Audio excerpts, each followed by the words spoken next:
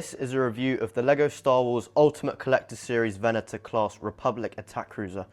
Around 3 years ago, LEGO released this set, and it could be one of the best LEGO Star Wars sets ever released. I guess we have to find out. It is LEGO set number 75367. It is recommended for ages 18 up and contains 5,374 pieces. It is the 5th largest LEGO Star Wars ship, closely followed by the 2007 Millennium Falcon.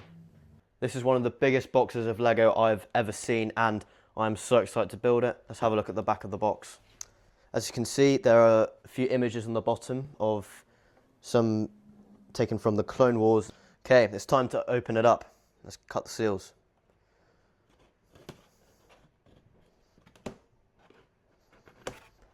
Let's open it up. We've opened it the correct way. How about that? Oh, it's got some artwork on the top, I can see. If I can get it out. Jeez, that's a big first box. Let's pull this one out the shop. There's the second box. They're massive.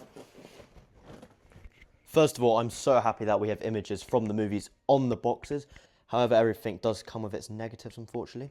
If you look at the images real close, the bridges are grey, which is incorrect, as the model we are building has red bridges. Also, the set was made for the 20th year anniversary of Clone Wars, and the images are from Episode 3, Revenge of the Sith. Let's open up box 1. Let's see how many bags are in box 1. I'll open box 2 later, but not just yet. Oh, they're already pouring out. Oh, gosh. Oh, that's only one box as well. Just organise the bags, and there are 23 bags in only the first box. Here's the instruction booklet. Anyway, here's it. Two massive ones. I wonder if there's any stickers. There's stickers. This is instruction booklet 2. There is number 1. It's just quite funny. I was looking for instruction booklet number 1, and look what they have. LEGO VIP. That's a throwback. We don't have that anymore. We have LEGO Insiders. There's lots of speak about the Venator in the start. I have said before, I really do recommend this. It is so amazing for building LEGO in. Bag number 1. Let's open it up. Let's build this massive ship.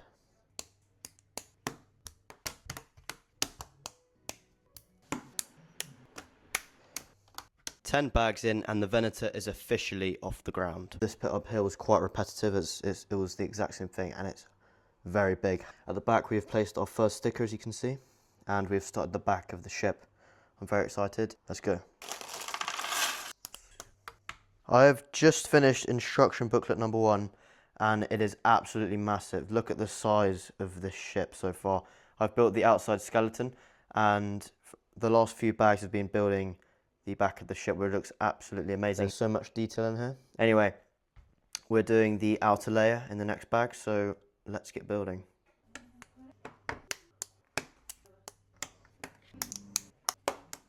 Finished the entire of box 1, and look at the size of this. We've just made these huge bottom panels for the ship, and there's so much detail underneath that I will show you after we've completed the entire ship. There's the red bridges. I'm surprised it actually fits in my recording area. Wow. Now let's get on to box 2. Let's just cut the seal straight away. Right. I wonder if there's more bags. I reckon there will be. Oh, they're coming out again.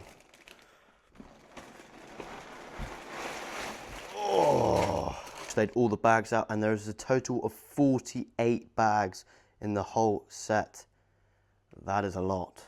We have the instruction manuals, so let's open it. Who knows, there could be 5. I have no idea what to expect. Oh. There's the others. So we do still have some stickers remaining from the last box, and we actually also have all of these pieces, which we didn't actually put together in the first box, which is because they're for the big engines at the back of this one. Anyway, without further ado, let's just get building.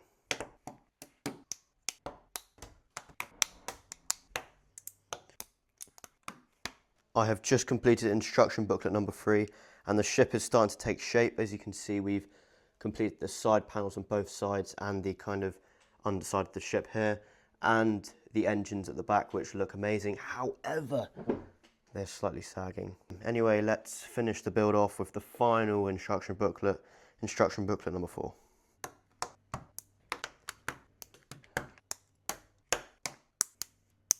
After 16.5 hours of building this massive ship, the Venator-Class Republic attack cruiser has been complete and looks absolutely amazing. However, before we review and look into every detail the ship has to offer, I will go through the 4 subcategories I'll be using to decide its overall score out of 40. The 4 subcategories are unboxing, build experience, appearance, and value. Hopefully, with the help of my honest review, I can help you decide whether it is worth purchasing the set for yourself. Anyway, without further ado, let's begin with the first category, unboxing. I honestly believe this is one of the best unboxing experiences I've ever had. But it still doesn't beat the LEGO Technic 1x8 cars, that's just insane. Anyways, the box has some great pictures from the Clone Wars, but the main standout of the unboxing is the look of the inner boxes. I believe this is the first time LEGO have ever printed a large coloured image on the side of the box, and it looks absolutely amazing. Please keep this up. In addition, the 4 instruction booklets have great photos of the Venator from different angles, and 2 of the booklets can even join together when put together to make a mini Venator, which is a very nice added touch. The first booklet had a great but relatively short comparing to other UCS sets, quite a short write-up at the start about the Venator. And it did have a talk from the designers, which I love to read, and of course an image of how to hold it. Altogether, the unboxing deserves a well-deserved 9 out of 10. Next is the building experience, and I have a lot of things to cover. Most of the 16.5 hours I took to build the set were enjoyable, however some parts were not. As you may have guessed, the set is very repetitive, with it being symmetrical. However, I believe the designers did a great job of this by slightly changing the way you build it if you're building the exact same thing twice. For example, building a giant panel. However, you can't exactly fix this, and the build experience was not the best in my opinion. Anyway, both of the boxes were both relatively fun to build, with the first box having the skeleton and the bridges, and the second having the engines and the turrets, so it gives a kind of equal amount of fun in each bag. Now, the build was going perfect until the final bag, bag 48, where 2 pretty important parts went really wrong. Firstly, one of the stickers were not perfectly stamped or cut out on the sheet, and when I went to peel it off, part of it ripped. And making this bag even worse, I was missing a 1x4 plate which is visible on the outside of the ship, and somehow instead of this piece, I got given a random yellow minifigure head from some LEGO City set, I'm guessing. How is that even possible? I even recorded the bag as I thought it looked strange, so here's evidence, and I even recorded part of my reaction. Absolutely good. That's good. It's really good. As you can probably tell, I was not happy about this. I found it crazy that a set which costs £560 has a missing piece and a ripped sticker, let alone it shouldn't be costing that much in containing stickers anyway. Overall, due to this experience in the final bag, I'm going to give the build experience a 3 out of 10. Next up is appearance, and I will be completely honest, this set is the coolest looking LEGO set I've ever had. The shape and accuracy compared to the movie Venator is so similar, and it is massive. Firstly, let's start with the display plaque and minifigures. It is great to see it as printed despite the annoying dot in the middle of the plate, which was left behind from printing, which hopefully LEGO can change in the future. Hopefully they can change the location of where the dot is. The 2 minifigures included in this set are Captain Rex and Admiral Yularen, which are both exclusive to the set. Starting with Captain Rex, he looks amazing. I haven't had many LEGO Star Wars sets, and this is the best looking minifigure I've ever seen. He has printed arms which are done amazingly, and his cloth pauldron, which is sadly completely covering the other arm, which is very annoying. His helmet looks amazing, and he has one expression with the inhibitor chip bandage, which also looks amazing. In my opinion, this is a 10 out of 10 minifigure. Just everything about him is amazing. Next is Admiral Yularen, who has dual moulded legs and 2 facial expressions, a serious face and a raised eyebrow, making him a great looking figure. Finally, we have a printed 20th year anniversary of the Clone Wars brick, which looks great and exclusive to the set. However, I wish they could have used printed pieces on the ship and not the display stand. Anyway, we move on to the main part, the Venator.